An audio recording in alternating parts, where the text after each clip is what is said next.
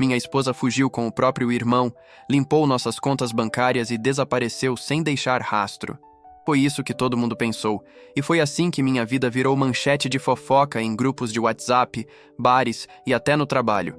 O que ninguém imaginava, nem eu, é que no fundo daquela tragédia jazia um segredo tão podre que, quando veio à tona, transformou o escândalo em algo completamente diferente. Não havia incesto nenhum. Havia mentira, manipulação e 2 décadas de teatro familiar sustentado por pais que preferiram construir uma bomba relógio a enfrentar a verdade. Eu sempre achei estranho o jeito como os pais dela tratavam os 2 filhos. Meu cunhado era o príncipe da casa, o menino de ouro que não errava nunca. Mesmo quando batia o carro bêbado, sumia com o dinheiro da empresa do pai ou desaparecia por semanas sem dar satisfação. Já minha esposa era a filha que precisava ser forte, engolir sapo, entender o estresse do pai, a ansiedade da mãe e ainda sorrir nas fotos de Natal como se estivesse vivendo um comercial de margarina. O contraste era tão gritante que, mais de uma vez, me peguei pensando se aquela família não estava tentando compensar alguma coisa que eu não conseguia enxergar. Quando comecei a namorar minha esposa, tentei ignorar esse incômodo. Ela sempre dizia que a mãe era super protetora com o irmão, porque ele tinha passado por coisas difíceis na infância, mas ninguém nunca explicava que coisas eram essas. Toda vez que eu tentava puxar assunto em reuniões de família, o clima ficava tenso, como se eu tivesse cometido uma heresia. O pai dela mudava de assunto na hora, a mãe forçava um sorriso que não chegava aos olhos, e o irmão levantava para buscar cerveja, mesmo com a garrafa ainda cheia na mão. Aquilo me marcou, mas eu engoli. O tempo passou, a gente casou, e tudo parecia entrar nos eixos. Fizemos planilha de gastos, abrimos conta conjunta, começamos a juntar dinheiro para comprar um apartamento maior. Eu confiava nela de olhos fechados. Tanto que, quando recebi um bônus generoso no trabalho, deixei tudo sob gestão dela, porque ela era organizada, sabia lidar com banco, aplicações e burocracias. Sempre que alguém fazia piada sobre nunca deixar senha de banco com o cônjuge, eu ria e pensava que esse tipo de paranoia era coisa de gente que não sabia escolher parceiro. Eu também me dava bem com o cunhado, pelo menos na superfície. Ele era aquele cara carismático, que chega na festa falando alto, abraçando todo mundo, contando histórias engraçadas de como quase foi preso, mas no fim deu tudo certo. Algumas vezes ele exagerava na bebida e abraçava minha esposa por tempo demais, ou falava coisas como: "Minha irmã é perfeita, o cara que machucar ela está morto", olhando pra mim como se aquilo fosse uma ameaça disfarçada de carinho. Eu sentia um incômodo, mas sempre pensava: eles cresceram juntos, devem ser assim mesmo. Até que começaram os sinais. Primeiro foi uma notificação estranha no celular, um extrato bancário com uma movimentação alta que eu não lembrava de ter feito. Depois, ligações do gerente perguntando se a gente realmente queria manter aquele padrão de saque em espécie. Quando perguntei para minha esposa, ela respondeu na hora, sem gaguejar. Tinha transferido para uma aplicação melhor, com taxa diferenciada, indicada por um amigo do irmão. "Confia em mim, amor. É coisa de curto prazo. Depois te mostro tudo bonitinho", ela disse. E eu, idiota, confiei.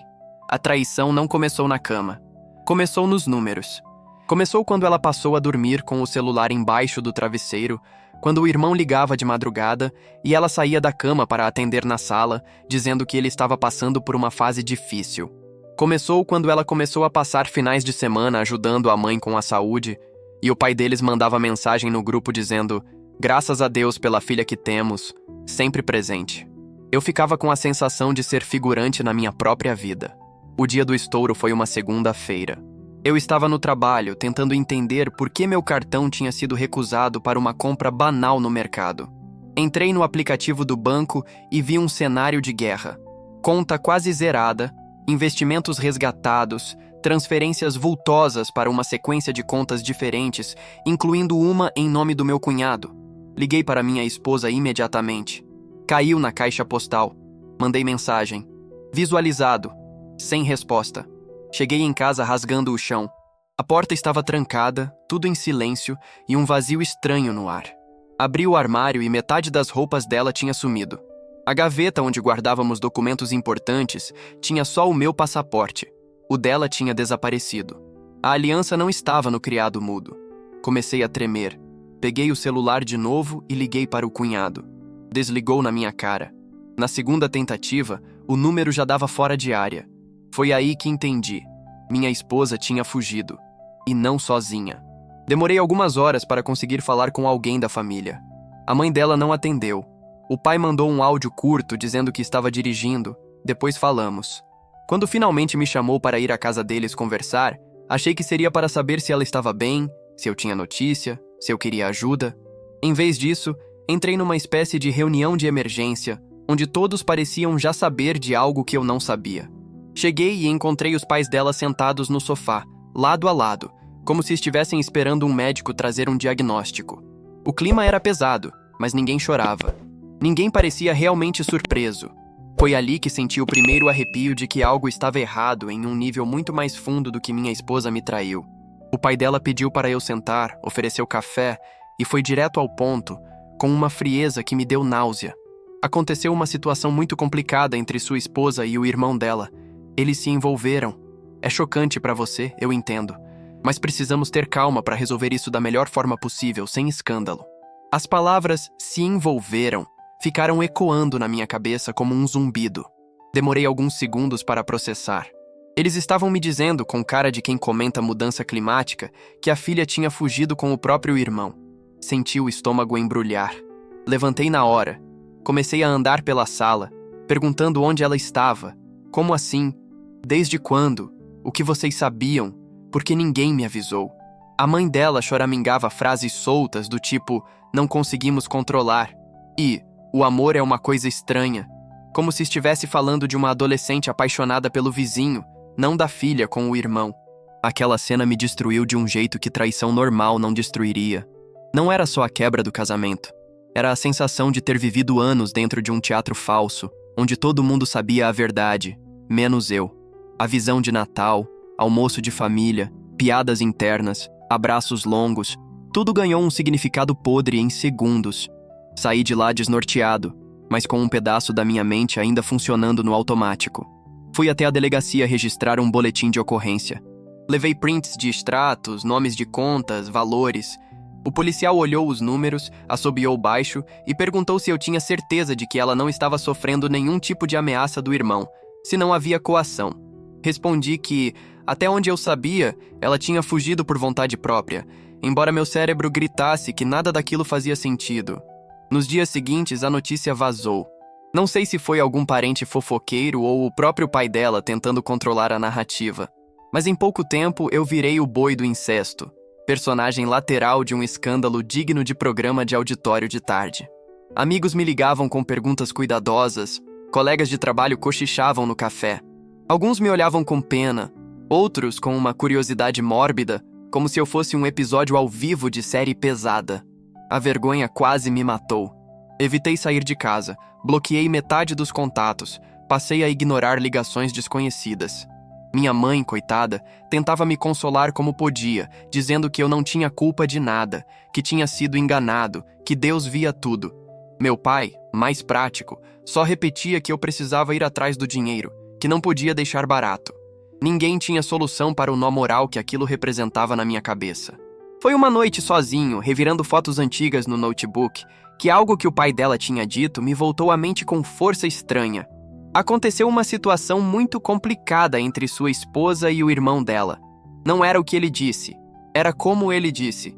Havia uma camada de cuidado ali, como se ele estivesse medindo cada palavra, não para me poupar, mas para se proteger. Eu comecei a revisitar mentalmente todas as vezes que a família desviou de assunto, todas as situações em que alguém mudava de cor quando falavam de gravidez, de tempo de namoro dos pais, de infância dos filhos. Lembrei de uma ocasião em que a mãe dela, meio bêbada num churrasco, falou olhando para o marido: "Você sabe que as coisas não são tão simples assim, né?" Antes de ser cortada por ele com um olhar afiado. Lembrei também de como a mãe sempre defendia o cunhado com unhas e dentes, mesmo quando ele errava feio, e de como, em contraste, vivia cobrando minha esposa como se ela tivesse uma dívida invisível com a casa.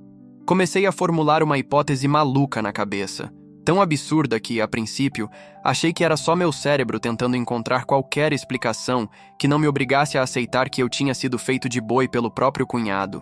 E se eles não fossem irmãos de verdade? Se houvesse um segredo de paternidade ali que ninguém nunca contou? A ideia parecia coisa de novela barata, mas depois do que tinha acontecido, qualquer teoria merecia pelo menos ser investigada. Eu sabia que antigamente tinha programas de TV e casos conhecidos justamente sobre pais que escondem a verdadeira origem dos filhos por décadas. Até que um exame de DNA, uma herança ou uma crise qualquer, faz tudo vir à tona. E se aquele fosse o meu episódio pessoal?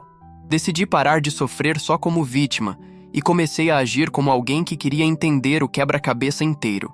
Se eu fosse passar o resto da vida marcado pelo escândalo, pelo menos queria saber qual era a verdade completa. E se houvesse algo ali que pudesse mudar juridicamente o peso da história, melhor ainda. O primeiro passo foi procurar um advogado. Escolhi um cara indicado por um amigo, especializado em direito de família e sucessões, alguém acostumado a lidar com segredos, traições e dinheiro sumindo. Ele ouviu tudo com calma, anotou, e depois fez algumas perguntas que ninguém tinha feito ainda. Seu cunhado é registrado com o mesmo pai? Houve alguma mudança de cidade, de emprego, de vida dos pais deles na época das gravidezes? Alguém já comentou de boatos antigos? Quando eu respondi que o pai sempre tratou o cunhado como se fosse uma extensão dele mesmo, mas que minha esposa parecia sempre carregar um peso invisível, o advogado inclinou a cabeça. Falou algo sobre cronologia estranha, aquela expressão que advogados usam quando começam a sentir cheiro de história mal contada. Ele sugeriu que eu puxasse certidões de nascimento, registros antigos e, se possível, tentasse algum tipo de conversa com parentes mais velhos que não fossem tão controlados pelos pais. Comecei pelas certidões. Puxei a da minha esposa e do cunhado. As datas de nascimento batiam com o que eu sabia. O que me chamou a atenção foi outra coisa. Na certidão do irmão, o local de nascimento era uma cidade diferente, pequena, a umas 4 horas de onde todos sempre disseram que moravam na época. Na certidão da minha esposa, o local era uma maternidade de outra cidade ainda, uma que eu nunca tinha ouvido falar. Essa diferença isolada poderia não ser nada, mas dentro do contexto, parecia peça de um quebra-cabeça maior. Foi aí que lembrei da tia-avó, irmã da mãe dela, que morava no interior e não tinha filtro nenhum. Aquelas pessoas que falam demais porque ninguém nunca ensinou a arte do segredo. Peguei o carro e fui atrás dela num sábado de manhã, avisando apenas aos meus pais. Não queria que nada chegasse aos ouvidos da família dela antes de eu ter certeza do que estava cutucando. A tia-avó me recebeu com café forte, bolo simples e uma sinceridade que eu não tinha visto em ninguém daquela família até então. Conversamos amenidades por alguns minutos, até que, com cuidado, levei o assunto para o passado, como tinha sido a juventude da irmã dela, as gravidezes, as mudanças de cidade. No começo, ela desconversou, dizendo que o pai da minha esposa sempre tinha sido um homem difícil, mas um bom provedor. Depois de insistir mais um pouco, com jeito, fazendo parecer que eu só queria entender melhor a raiz dos comportamentos, ela soltou. "Você sabe que aquele lá não podia ter filhos, né?"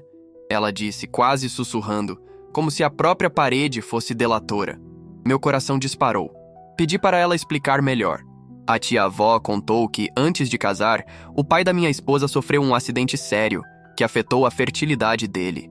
Segundo a família, os médicos tinham dito que as chances de ele ter filhos eram muito pequenas, quase nulas. Mesmo assim, poucos anos depois do casamento, a mãe dela apareceu grávida. Milagre, todos diziam. Só que no interior, milagre grande demais sempre vem com um fofoqueiro atento. Entre cochichos e olhares atravessados, se espalhou a suspeita de que o primeiro filho, o irmão, talvez não fosse biologicamente do pai oficial. Quem corria por fora nesse boato?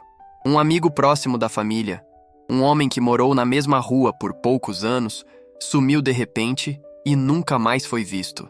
Ninguém nunca falou disso em voz alta de novo. Mas, para a tia-avó, ficou claro que aquele menino não era igual ao resto da família. Quando perguntei sobre a segunda filha, minha esposa, a tia-avó fez uma pausa longa, como se calculasse se valia a pena falar. No fim, pareceu que a vontade de ver a verdade sair da masmorra foi mais forte. Ela contou que naquela época, o casamento estava por um fio.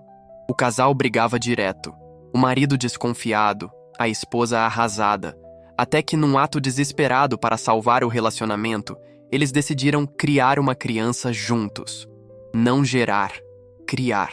Eles pegaram aquela menina de uma conhecida que estava passando necessidade, disse a tia-avó, olhando para o lado como se tivesse medo de ser ouvida até ali.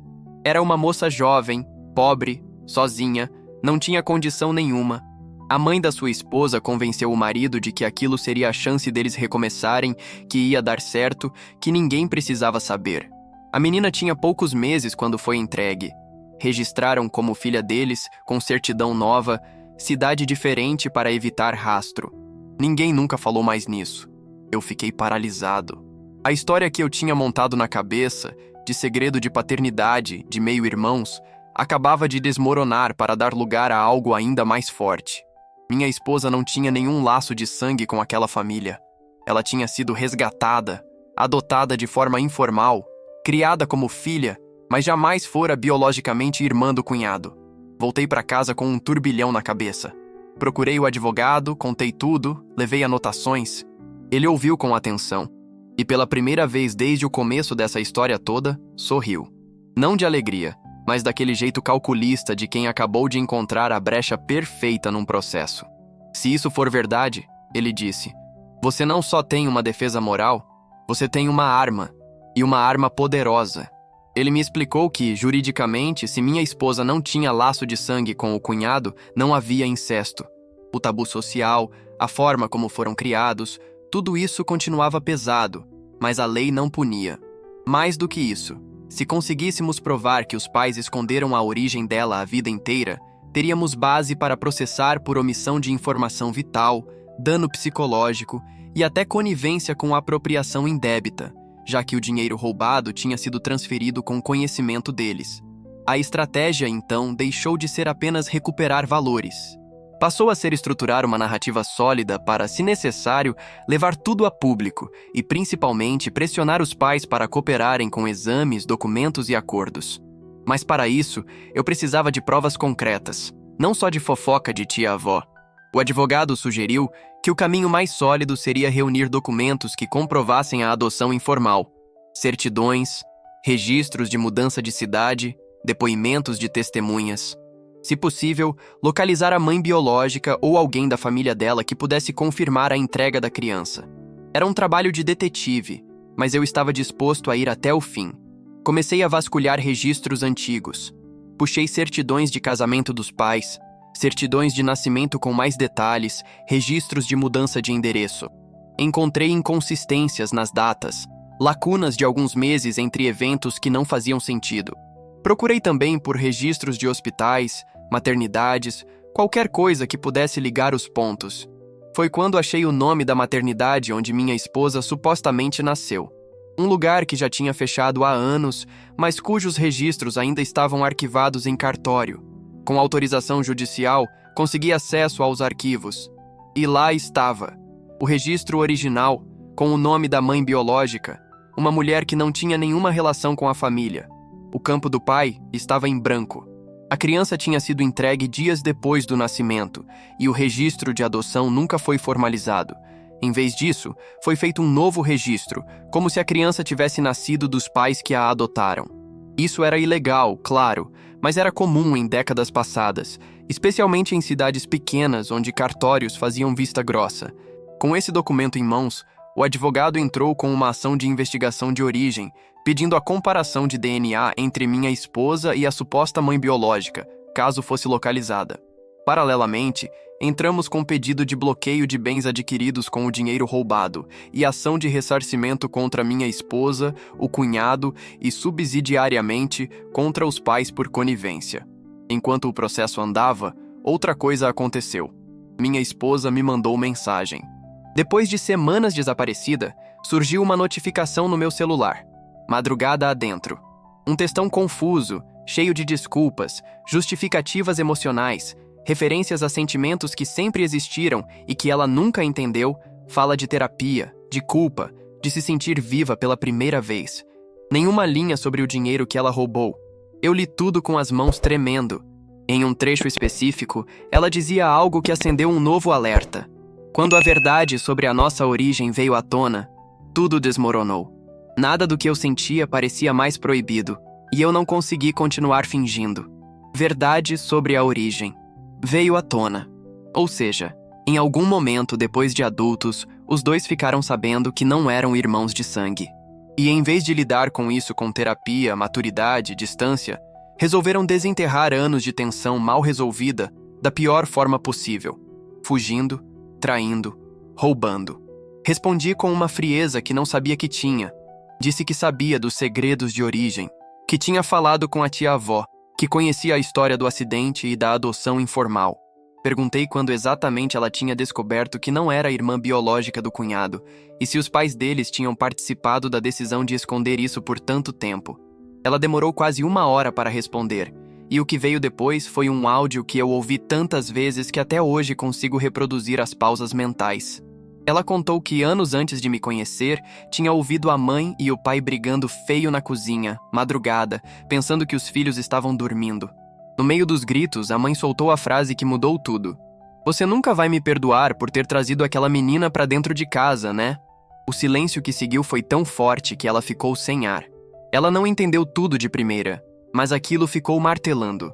Mais tarde, já adulta, confrontou a mãe, que, em prantos, admitiu parte da verdade.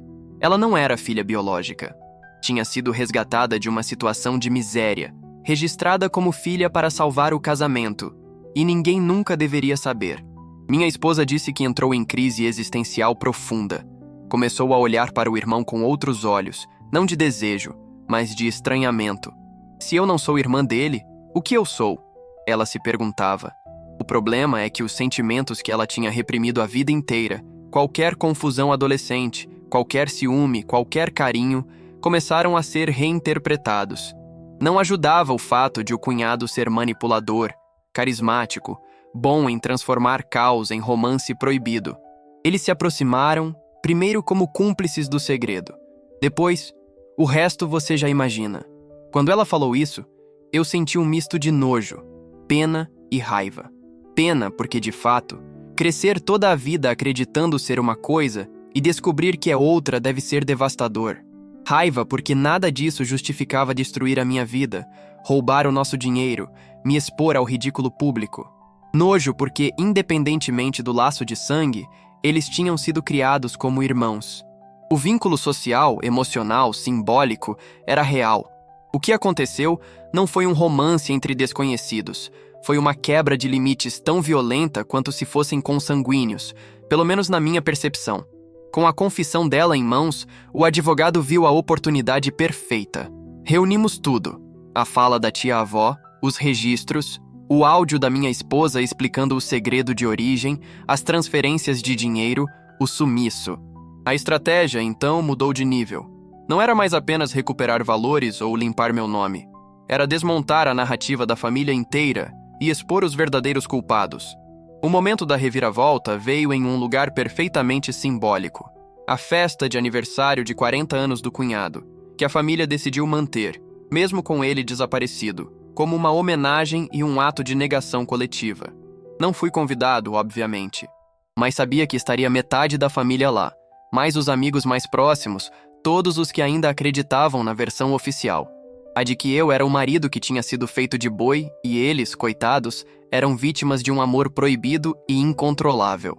No dia da festa, enquanto eles postavam stories em buffet chique, balões dourados e frases superficiais sobre família é tudo, meu advogado protocolava uma ação judicial que incluía, entre outras coisas, um pedido de investigação de origem com DNA. Responsabilização civil dos pais por conivência e omissão num esquema que resultou em prejuízo financeiro direto para mim e bloqueio imediato de bens adquiridos com os valores roubados.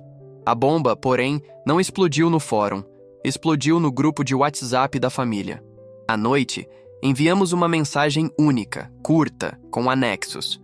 O resumo da petição inicial, cópia da certidão original com o nome da mãe biológica, o áudio da minha esposa explicando o segredo e uma frase minha.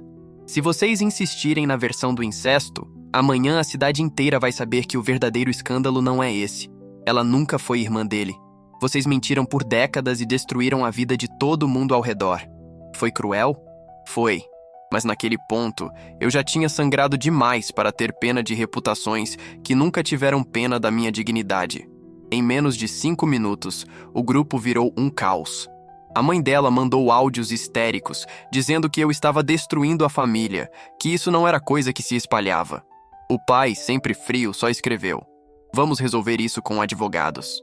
Alguns primos me chamaram em privado, chocados, perguntando se era verdade que ela tinha sido adotada informalmente, que ninguém sabia, que os pais tinham mentido. Eu respondi com prints das certidões, trechos do depoimento da tia-avó, o áudio da minha esposa. As máscaras caíram em tempo real. Em poucos dias, a narrativa pública começou a mudar. A fofoca do irmão que fugiu com a irmã deu lugar a algo mais complexo e até mais incômodo. O casal que foi criado como irmão, mas não era por causa de uma adoção ilegal escondida pelos pais, fugiu junto e ainda roubou o dinheiro do marido. A traição continuava nojenta, mas o centro da indignação se deslocou. As pessoas passaram a questionar o papel dos pais. Como eles puderam esconder isso dos filhos? Como puderam brincar com limites dessa forma? Como puderam permitir que uma situação dessas explodisse daquele jeito? Foi aí que os pais dela começaram a rachar. A mãe, pressionada por parentes e pelo peso da culpa, procurou meu advogado pedindo para negociar. Ela admitiu, em depoimento gravado, que tinha resgatado a menina de uma conhecida pobre, que tinha registrado como filha para tentar salvar o casamento, que nunca contou para ninguém porque tinha medo de ser julgada. Admitiu também que sabia, há anos, que a filha e o cunhado tinham descoberto a verdade e que estava havendo uma aproximação estranha entre os dois, mas preferiu fingir que não via, porque não sabia como lidar. O pai, por sua vez, tentou se defender dizendo que tinha sido enganado pela esposa, que não sabia de nada, que era vítima também. Mas os registros mostravam o contrário. Ele tinha assinado documentos, participado de mudanças estratégicas de cidade, feito movimentações financeiras suspeitas. Ele sabia. Sempre soube. Só preferiu o silêncio. Com a confissão da mãe e as provas documentais, meu advogado conseguiu um acordo judicial poderoso. Os pais se comprometeram a ressarcir integralmente o valor roubado, com juros e correção, além de uma indenização por dano moral. Parte do pagamento viria de bens que estavam em nome deles, incluindo a casa onde moravam e cotas de uma empresa familiar. Eles teriam 6 meses para liquidar tudo, ou os bens seriam leiloados.